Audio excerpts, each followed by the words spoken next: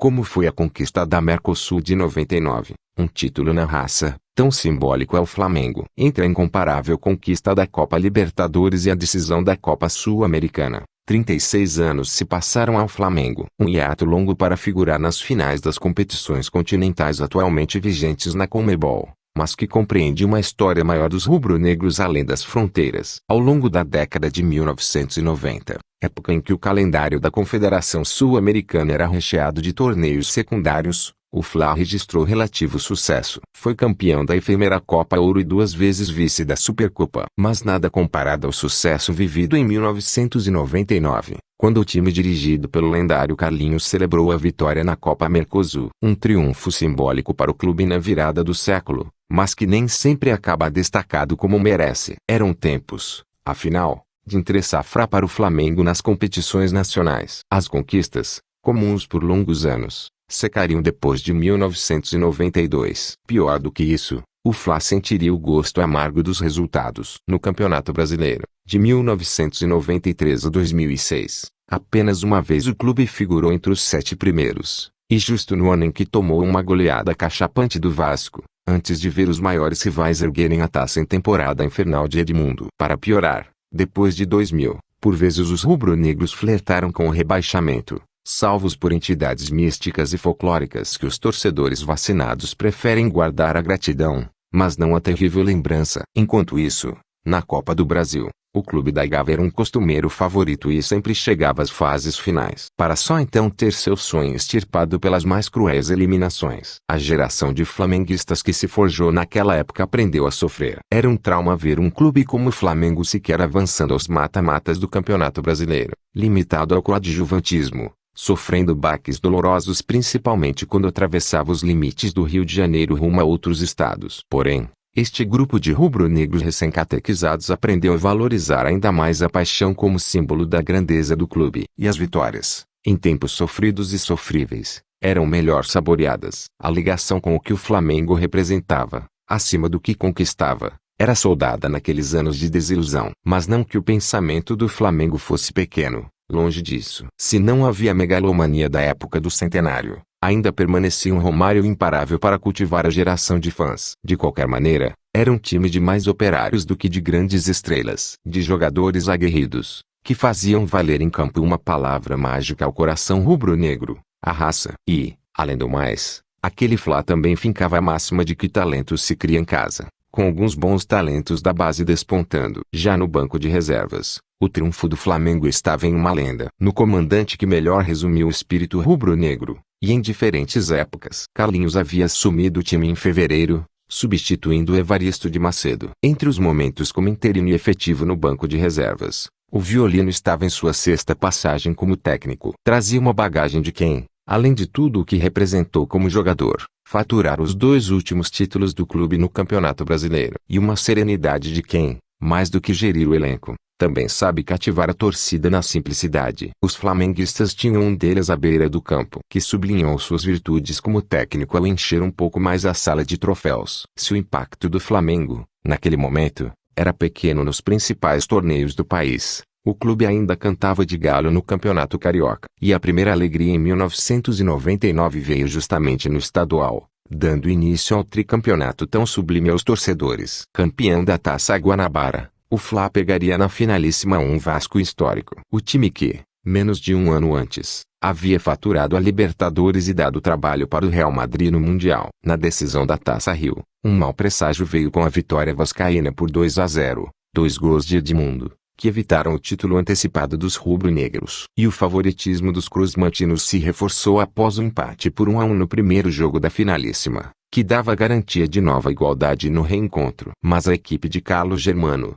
Mauro Galvão, Felipe, Ramon, Donizete e Edmundo não teve motivos para comemorar. 2 anos antes de Pete, uma cobrança de falta de Rodrigo Mendes garantiu o triunfo por 1-0 e uma volta olímpica de doce sabor. Depois do título carioca, o Flamengo teve cerca de um mês de descanso, até iniciar suas 2 principais campanhas na metade final de 1999, o Campeonato Brasileiro e a Copa Mercosul. E o torneio continental, mesmo que tenha durado apenas 4 edições, era visto como a grande oportunidade de erguer uma taça sul-americana no segundo semestre. Em tempos nos quais a Supercopa e a Copa Conmebol perdiam prestígio, os dirigentes da Conmebol trataram de revitalizar o seu calendário com a criação da Mercosul e da Merconorte a partir de 1998. E a primeira tratava de reunir algumas das camisas mais pesadas de Brasil, Argentina, Uruguai, Chile e Paraguai. Vale considerar que algumas das principais potências do continente na época preferiram priorizar outras frentes,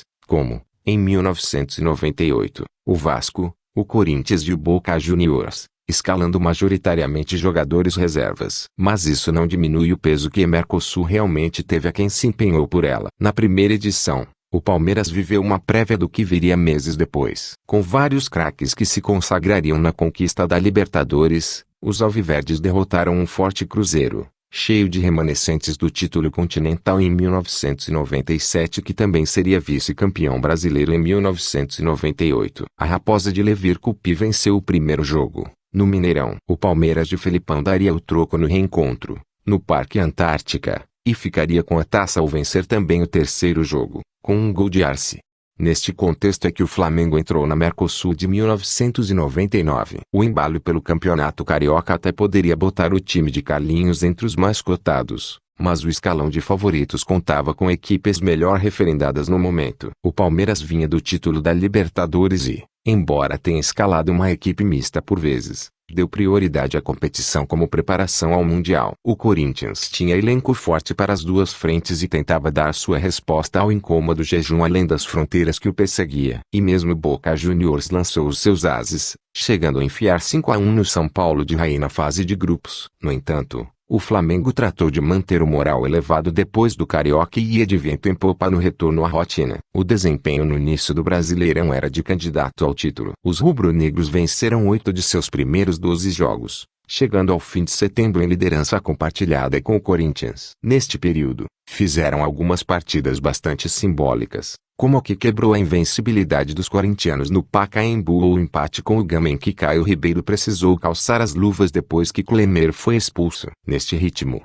a Copa Mercosul era objetivo concomitante, mas até soava como secundário. O Flamengo começou bem sua campanha no torneio continental. Venceu os 2 primeiros jogos, derrotando o Olimpia no esvaziando Maracanã, com 2 gols de Romário, e goleando o Colo-Colo por 4-0 no estádio monumental Davi Arellano, diante de 60 mil chilenos. Todavia, o desempenho não se manteria, especialmente pelos jogos fora de casa e pelo excesso de expulsões dos jogadores rubro-negros. 5. Só na fase de grupos. O Fla perdeu nas visitas à Universidade de Chile e Olimpia, antes de empatar em casa com o Colo-Colo, em noite na qual cedeu empate com 2 gols sofridos depois dos 34 do segundo tempo. Queda que colocava em risco a classificação aos mata-matas. Além do mais, o próprio ambiente do Flamengo começava a ruir. Romário entrou em rota de colisão com Gilmar Rinaldi, então superintendente de futebol do clube. Para piorar, os rubro-negros deviam milhões para o baixinho. E mesmo nos bastidores os atritos começavam a aumentar, com as relações tempestuosas do presidente Edmundo dos Santos Silva. Era a chave para que o cenário mudasse totalmente nos últimos 3 meses do ano. A partir de derrotas para Atlético Mineiro e Vasco, o Fla começou a despencar no Brasileirão. Acabaria se agarrando a Mercosul. Para tanto,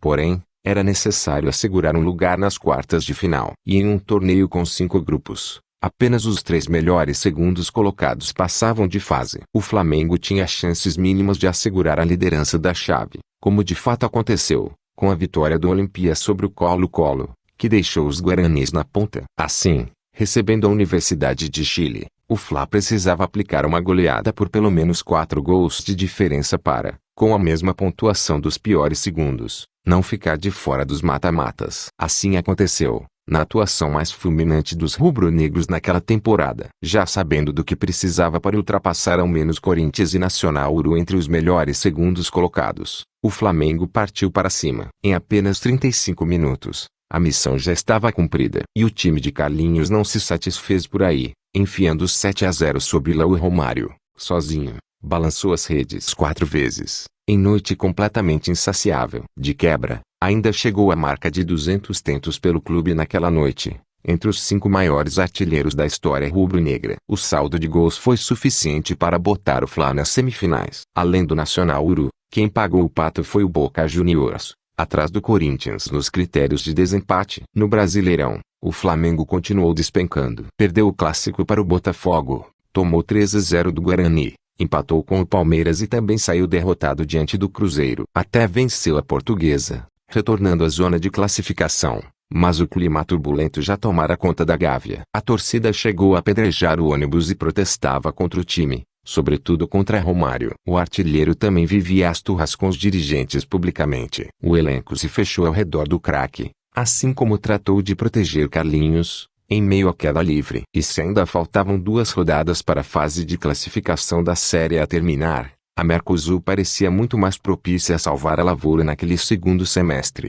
O adversário nas quartas de final era o Independiente, algoz na decisão da Supercopa de 1995. Mas eliminado no mesmo torneio um ano depois. O Rojo apostava em um time jovem, no qual despontavam Gabi Milito e Esteban Cambiasso. E, diante do turbilhão que se vivia em vermelho e preto, o empate por 1-1 em Avellaneda aconteceu com contornos de heroísmo. O Fla ficou com 1 a menos ainda no primeiro tempo, após a expulsão de Beto. Abriu o placar no início da segunda etapa, com Fábio Baiano, mas Reinaldo também recebeu o vermelho aos 25 e deixou o time com 9. O rei de Copas até conseguiu igualar, com Garneiro, mas parou por aí graças às intervenções salvadoras de Clemer. Após a partida, Carlinhos exaltou a humildade e a solidariedade de seus jogadores, deixando de lado as vaidades para buscar o resultado. 3 dias depois, a volta aconteceu no Maracanã. E o Flamengo, enfim, teve um motivo para sorrir. Os rubro-negros não tomaram conhecimento do Independiente no reencontro,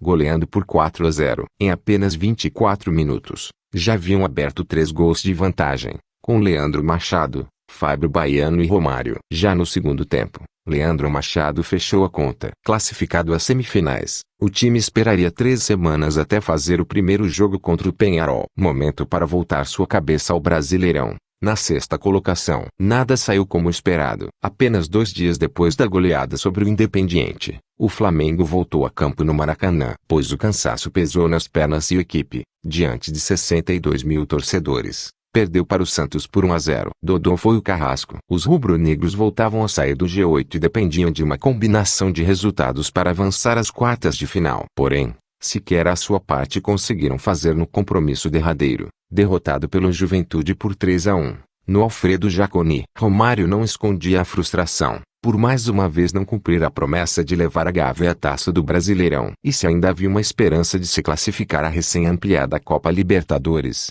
ela se esvaiu nos 2 jogos seguintes. Na seletiva que nasceu e morreu naquela edição da Série A, o Internacional logo descartou as chances do Fla. Restava a Mercosul, restava o Peñarol, e já não estava mais Romário. O jogo contra o Juventude foi justamente o seu último com a camisa rubro-negra. Em 14 de novembro, um dia após o primeiro duelo contra o Inter na seletiva, os jornais estampavam o fim da era Romário. O baixinho foi apontado como organizador de uma noitada em Caxias do Sul logo depois da queda no Brasileiro, quando o time permanecia no Rio Grande do Sul para jogar no Beira-Rio. Se as rusgas com Edmundo dos Santos Silva não eram segredo para ninguém, o presidente decidiu fechar as portas para o craque. Afastou-o em definitivo, num momento no qual seu vínculo com o clube estava prestes a se encerrar. 6 dias depois, Romário confirmou, depois de reunião com os dirigentes, que não ficaria. Declarou seu carinho em relação à torcida, mas não poupou críticas aos mandatários. Para se refugiar da crise, o Flamengo passou a treinar em Teresópolis. O fogo vinha de todos os lados,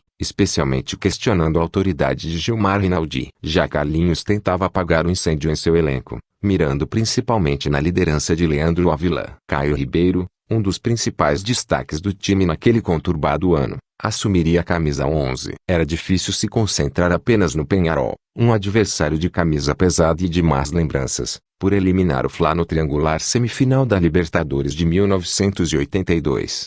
Sinal da desconfiança, menos de 7 mil torcedores estiveram no Maracanã para o jogo de ida das semifinais da Mercosul. Ao menos houve um alento, com a vitória contundente por 3-0. Com um a mais desde os 22 minutos, por conta da expulsão de Souza, o Flamengo abriu o placar aos 30, em pênalti convertido por Leandro Machado. Maurinho, um dos maiores alvos da torcida durante a crise, vaiado a todo momento naquele jogo, pôde extravasar na comemoração do segundo, aos 44. Já no segundo tempo, apesar da expulsão de Fábio Baiano, Caio passou para o substituto Lê fechar a conta. Ao final do jogo, Além da festa, os rubro-negros nas arquibancadas também soltavam palavrões contra Romário. O camisa 11 havia assinado com o Vasco horas antes e seria apresentado no dia seguinte, como grande reforço ao Mundial de Clubes. Uma flechada no coração de sua antiga massa. Já a resposta de Edmundo dos Santos Silva para apaziguar seus críticos viria pouco depois, em 2 de dezembro, com a assinatura do contrato com a empresa de investimento ISL, que prometia mundo e fundos na Gávea a partir de 2000. Ofereceriam dinheiro para comprar o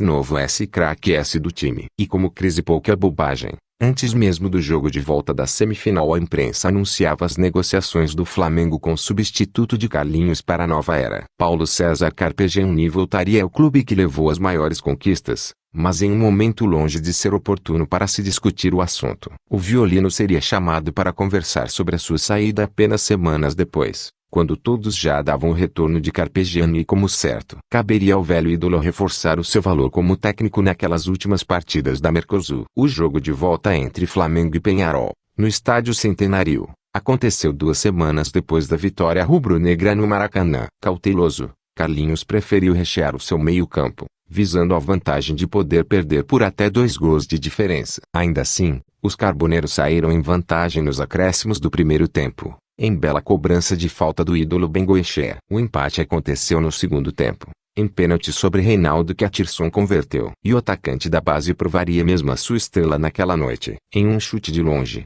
Reinaldo virou a contagem, anotando seu primeiro tento como profissional. O Peñarol ainda retomaria a dianteira nos 10 minutos finais, com Garcia e Bengoechea, mas a vitória por 3-2 se provou insuficiente. Então, ao apito final, a cena que marcou aquela semifinal, sem aceitar a eliminação, os aurinegros partiram para a agressão e uma batalha campal tomou conta do Centenário. Os jogadores do Fla precisaram se refugiar nos vestiários. Com muito brio, estariam na final. Por fim, o Palmeiras surgiu como último desafio. E o Flamengo encarava aquele jogo acima da chance de desbancar o atual campeão da Libertadores, que deram um trabalho imenso ao Manchester United em Tóquio. A final da Copa Mercosul também era uma revanche para o Fla. Corta para maio. Rubro-negros e alviverdes se encararam nas quartas de final da Copa do Brasil. No jogo de ida, Caio e Romário fizeram a festa pela vitória por 2-1 no Maracanã. O reencontro no Parque Antártica parecia sob controle dos cariocas. Rodrigo Mendes abriu a contagem com 1 minuto de jogo. Oséias empatou no segundo tempo,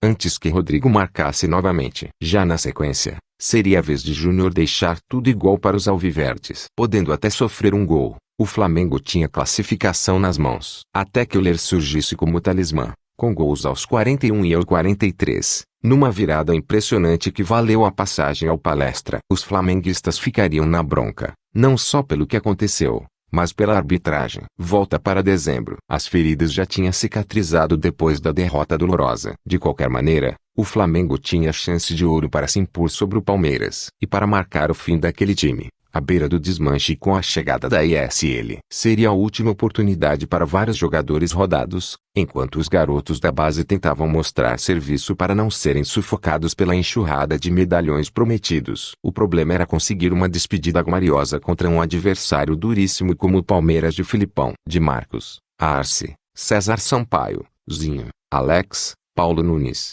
Asprilla e outros grandes jogadores. Como não poderia deixar de ser, o primeiro jogo foi épico. À sua maneira, o Flamengo teve um troco da Copa do Brasil, produzindo a sua própria virada no Maracanã. João abriu o placar e Júnior Baiano empatou para o Palmeiras antes do intervalo. Os palestrinos passaram à frente no segundo tempo, aos 23 do segundo tempo, com Asprilla, iniciando 16 minutos eletrizantes, com 5 gols. Caio empatou. Paulo Nunes fez o terceiro dos paulistas e Caio surgiria novamente como salvador, para igualar aos rubro-negros. Por fim, aos 39, Atirson cruzou e o garoto Reinaldo decretou a vitória por 4-3. Na pressão do Parque Antártica, um empate seria suficiente para o título dos cariocas. Mais uma vez, um jogo memorável proporcionaria a definição do campeão da Copa Mercosul. O Palmeiras entrou com tudo, escalando 3 atacantes, inclusive o talismã Nico Euler. E foi melhor no primeiro tempo, abrindo o placar aos 19 minutos,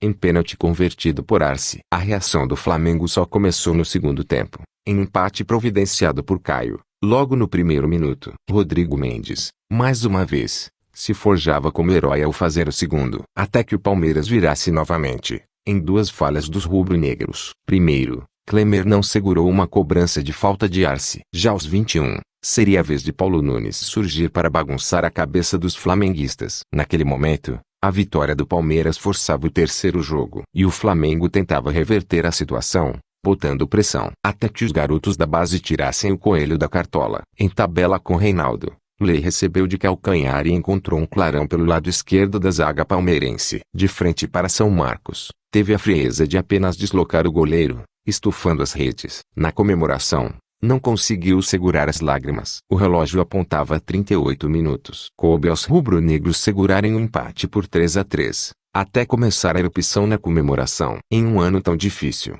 o Fla era campeão continental. Dava um afago à torcida, depois de tudo o que acontecera nos meses anteriores. Coroava um grupo de limitado, que na base da raça ficou com a taça. Aquele era um título de Klemer, Leandro Machado, Maurinho, Pimentel, Jorginho, Marcelo e outros jogadores criticados, que não transmitiam confiança, mas acabaram cumprindo a missão. De Fábio Baiano, Beto Cachaça, Iranildo, por que não?